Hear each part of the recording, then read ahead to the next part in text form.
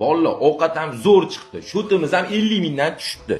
Bolla, kecha gruppada gapirgan gapim nima bo'ldi? Ha kasal ayol dotudinglar, o'rtoq men kartaga addushi 1 million tashlab qo'yaman.